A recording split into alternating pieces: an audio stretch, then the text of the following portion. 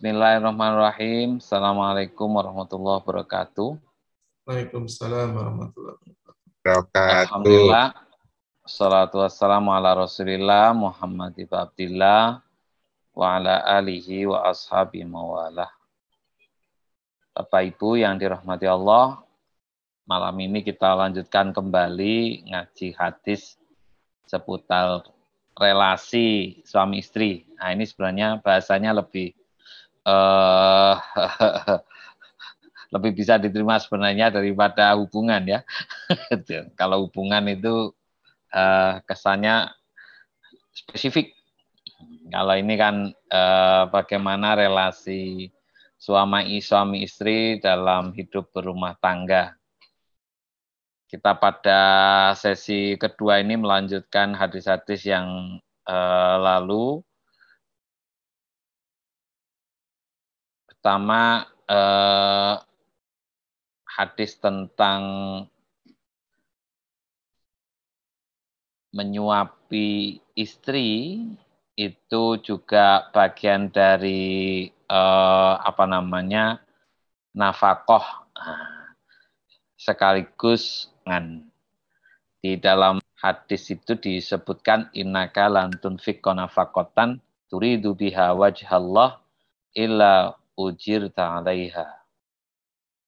Kau nafkahkan satu nafkah yang kecil saja sepanjang berharap hanya karena Allah, maka diberi pahala atas niat memberi nafkah kepada keluarga tersebut.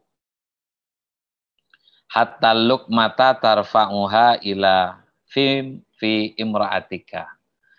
Hingga sesuapan yang kau angkat ke bibir istrimu itu merupakan nafkah atau istilahnya ya sedekah. Nah, oleh karena itu lebih-lebih sudah halal pasangan suami istri, jadi harusnya tidak saat acara pengantin saja, tetapi bagaimana membangun kemesraan pasangan suami istri itu salah satunya dengan begitu ya. Itu juga sudah punya nilai nafkah. Hadis ini merupakan penggalan dari hadis yang cukup panjang gitu ya. Yang dikutip oleh Imam Bukhari dari Sa'ad. Kana Nabi sallallahu alaihi wasallam ya'uduni wa ana maridun bi Makkah. Suatu saat Nabi itu berkunjung ke tempatku, kata saat aku sakit, yaitu di Mekah. Fakultu li malun usi bimali kullihi. Lalu aku lapor pada Nabi, aku ini punya harta, aku akan wasiatkan hartaku semuanya. Jadi saat bermaksud memberikan harta ini tanpa menyisakan untuk ahli waris.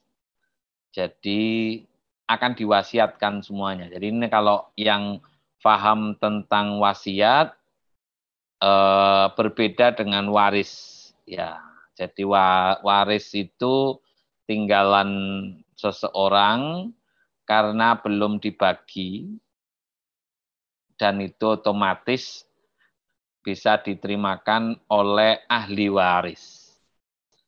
Sementara orang di luar ahli waris tidak mendapatkannya. Berbeda dengan wasiat. Wasiat ini adalah ruang bagi seorang yang akan meninggal nitip sebagian hartanya itu untuk orang yang tidak masuk dalam ahli waris. La wasiyata liwarisin. Karenanya Nabi pernah menyampaikan tidak ada wasiat bagi ahli waris. Jadi tidak ada double. Wasiat ya di luar yang ahli waris karena dimungkinkan tidak akan mendapatkan bagian dari waris karena bukan ahli waris. Tapi melalui wasiat, pemilik harta sebelum meninggal bisa menitipkan untuk orang tertentu atau yang dikenal dengan wasiat ini. Nah, suatu saat ini saat sakit itu ya mengikuti tuntunan Al-Quran untuk berwasiat lah. Kalau sudah ajal membayangi itu segera dia mewasiatkan sesuatu. Maka tidak tahu pikirannya kemana, atau mungkin merasa tidak nyaman dengan anak-anaknya atau ahli warisnya, akhirnya semua harta akan diwasiatkan tanpa menyisakan untuk ahli waris. Maka mendengar laporan itu Rasulullah berkomentar, qala la, jangan. Qultu fassatru, kalau begitu separuhnya saja ya Rasul, aku wasiatkan. Maka Rasulullah pun mengatakan qala la, tidak boleh. Qultu fassulusu, kalau begitu sepertiganya ya Rasul. Qala asulusu, sepertiga, kata Rasulullah. Wasulusu kasir, sepertiga itu banyak loh. Jadi seolah-olah Nabi tidak melarang, mengingatkan sepertiga itu banyak. Oleh karena itu, karena batas ini sudah tidak dilarang, wasiat dalam pandangan ulama itu maksimal sepertiga. Tapi ingat, Rasulullah kemudian menutup ungkapannya, anta da'awarosataka agniya'a khairun min anta da'ahum alatan yatakaffafunan nasa fi aidihim. Nah, jadi kamu tinggalkan ahli warismu kaya, itu masih lebih baik daripada kau tinggalkan mereka papa, alias tidak punya apa-apa, yang kemudian mereka hanya mengharap-harap dari orang lain. Nah, jadi mengharap apa yang ada pada orang-orang itu. Jadi mengharapkan belas kasihan orang lah. Wa mahma anfaqta fahuwa laka shadaqah. Yang kamu nafkahkan itu punya nilai sedekah. Ini memberi alternatif. Jadi kalau mau sedekah itu banyak ruang. Hatta luqmata tarfa'uha fi fimra'atik, hingga sesuapan yang kau angkat ke bibir istrimu itu juga sedekah. Wa la'allallaha yarfa'uka yantafi'u bika nasun wa yudarru bika akharun. Ya, semoga Allah mengangkat derajatmu hingga banyak orang yang bisa mengambil manfaat darimu. Nah, jadi Bapak Ibu rahimakumullah, ini pelajaran pertama dari Nabi bagaimana meninggalkan keluarga dalam kondisi cukup itu masih lebih baik daripada meninggalkan mereka dalam kondisi tidak punya, lebih-lebih kemudian kelak justru meminta-minta pada orang lain. Nah, itu yang tidak dikehendaki. Yang kedua tadi, membangun kemesraan, relasi pasangan suami istri penting. Jadi tidak hanya mencarikan nafkah, kasih uang saja, tapi tidak pernah ada perhatian dan lain sebagainya. Nah, baik Bapak Ibu rahimakumullah. Berikutnya adalah dinarun, kata Rasulullah, anfaqtahu fi sabilillah, yang kau nafkahkan di jalan Allah, wa dinarun anfaqtahu fi raqabatin, dan 1 dinar yang kamu berikan untuk memerdekakan budak misalnya, wa dinarun tasaddaqta bihi ala masakin, atau miskin, 1 dinar yang kamu sedekahkan untuk orang miskin, wa dinarun anfaqtahu ala ahlik, dan 1 dinar yang kamu nafkahkan kepada keluargamu. Jadi ini kalau sama-sama 1 dinar di jalan Allah, di jalan untuk memerdekakan, untuk orang miskin maupun untuk keluarga, maka kata Rasulullah, a'dhamuha ajron alladzi anfaqtahu ala ahlik. Maka yang paling besar pahalanya adalah yang kamu nafkahkan untuk keluargamu. Pada keluarga. Itu artinya bahwa sebagai seseorang ya jangan sampai jadi dermawan di luar tetapi bakhil kepada keluarga.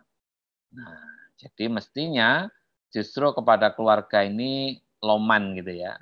Loman. Karena suami atau istri, anak itu menjadi tanggungan. Harusnya kebutuhan mereka yang harus dipenuhi terlebih dahulu sebelum memenuhi yang lain. Seperti yang disebutkan tadi itu. Jadi sama-sama 1 dinar. Jadi 1 dinar untuk kegiatan fisabilillah, 1 dinar untuk memerdekakan, 1 dinar untuk miskin, 1 dinar untuk keluarganya, maka yang paling besar pahalanya adalah yang 1 dinar untuk keluarganya tadi. Nah, kesimpulannya berarti ya jangan sampai kita menjadi orang-orang yang derma pada pihak luar, tetapi kepada keluarga sendiri justru bakhil ya. Nah, karena sama saja, nilainya sama saja kepada semua pihak, itu kalau diukur pemberian kepada keluarga, maka pemberian pada keluarga jauh lebih baik. Berikutnya, hadis riwayat Aisyah radhiyallahu anha qalat inna Rasulullah sallallahu alaihi wasallam la yu'ti bil ina'i fa asyraba minhu wa ana haid. Ya.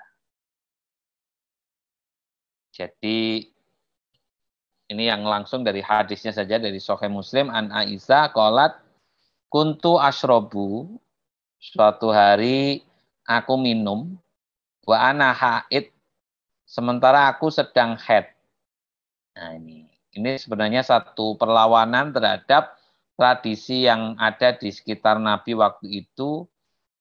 Orang yang menstruasi itu kan macam-macam budaya mengucilkan orang-orang yang sedang menstruasi itu. Tapi Islam mengajarkan mereka ini kotor, jauhi dalam konteks hubungan suami istri.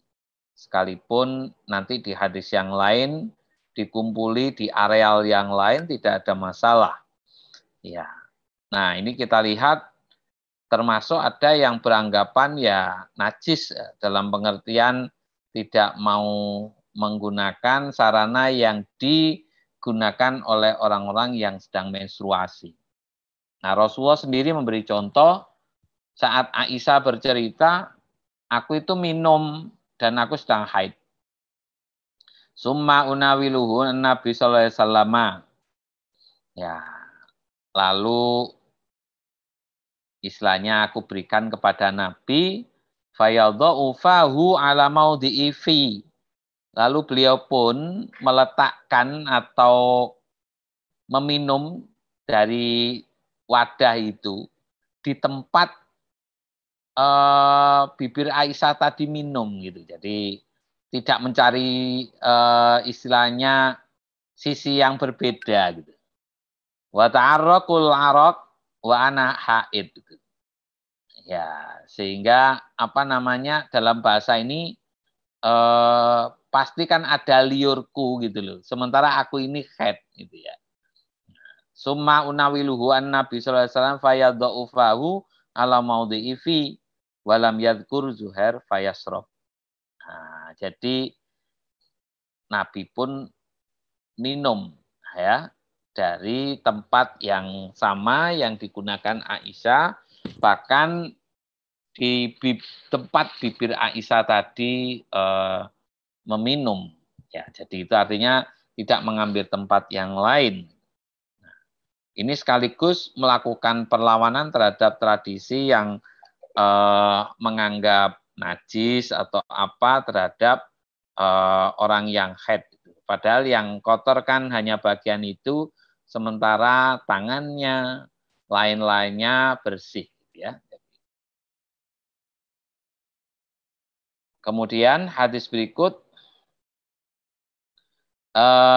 tentang bagaimana memanggil pasangannya dengan panggilan-panggilan yang indah.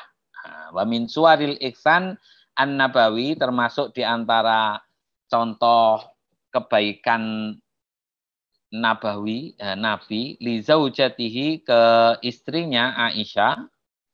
Ya. Jadi biasanya dalam ngobrol maupun fil khitab wan nida maupun dalam panggilan. Nah, ini.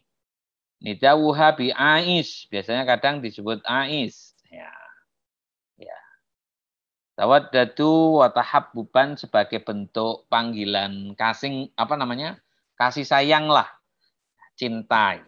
Mungkin kalau sekarang panggil beb, nah gitulah istilahnya. Nah, tapi kalau Ais itu Ais, ya, mungkin ya ini panggilan orang Arab itu ibaratnya panggilan-panggilan sayang lah dari kata Aisyah, tapi Ais, orang yang dirindukan juga bisa. Nah, contohnya di dalam hadis riwayat Bukhari itu, inna Aisyata radhiyallahu anha qalat, Aisyah pernah mengatakan, qala Rasulullah sallallahu alaihi wasallam yauman, pada suatu hari. Jadi bagaimana membangun relasi pasangan itu diantaranya dengan panggilan-panggilan yang menyenangkan, gitu ya. Satu diantaranya terhadap Aisyah saja, Nabi punya beberapa panggilan. Satu diantaranya adalah Aish tadi itu, ya Aish itu ya. Yang waktu itu sebenarnya panggilan cinta sama panggilan kasih sayang lah, gitu ya. Kemudian panggilan yang lainnya adalah seperti yang dikutip oleh Al-Baihaqi, an Aisyah radhiyallahu anha qalat askhantu ma'ah fis sams. Suatu saat aku panaskan air di matahari. Ini istilahnya bikin air panas tapi menggunakan bejana. Di dalam riwayat itu bejananya diolesi dengan tir, lalu dijemur di panas matahari, harapannya airnya menjadi hangat. Baguslah, enak untuk mandi atau yang lainnya. Faqala Nabi SAW, maka Nabi pun mengatakan, la taf'ali ya Humaira, jangan lakukan itu Humaira. Nah, Humaira ini panggilan bagi Aisyah yang lain. Jadi dari kata Hamra yang berarti merah, tapi Humaira itu kemerah-merahan, orang menyebut gitu. Jadi karena pipi Aisyah itu konon gitu ya, kemerah-merahan, sehingga Nabi memanggilnya dengan Humairah.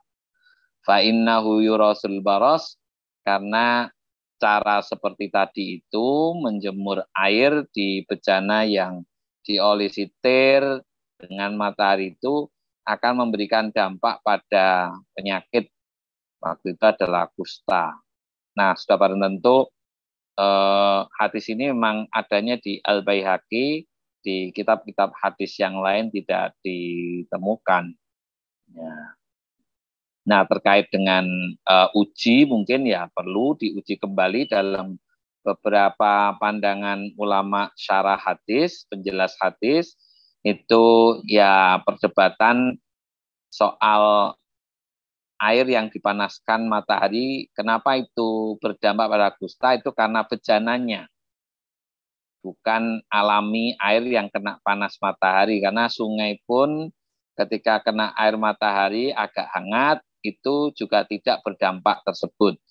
Termasuk mungkin oase yang terkena sinar matahari, panas, hangat, pun juga tidak ada masalah. Tapi kenapa Nabi mengatakan ini? Karena Aisyah waktu itu menggunakan bejana yang untuk istilahnya apa itu ya, menutupi, menambal sambungan-sambungan itu, bahkan sepeluruhnya dengan tir ya, semacam minyak aspal itu ya. Kemudian air yang dimasukkan dalamnya dipanaskan di terik matahari. Lalu beberapa persoalan penyakit kulit waktu itu tumbuh, salah satunya disebabkan oleh hal itu. Maka Nabi melarang hal itu. Nah, sudah tentu untuk konteks-konteks ini masih bisa dilakukan uji atau riset, penelitian, apakah cara-cara yang Nabi halangi dari lakunya Aisyah itu betul-betul punya dampak demikian. Nah, itulah Bapak Ibu rahimakumullah, hadis-hadis seputar relasi suami istri dalam konteks yang kita pelajari ini. Pertama tadi adalah bagaimana kita bisa memberi perhatian dengan kasih sayang, termasuk memberi suapan nasi gitu ya, suapan tidak hanya nasi, suapan lah gitu ya. Yang kedua adalah ya memberikan nilai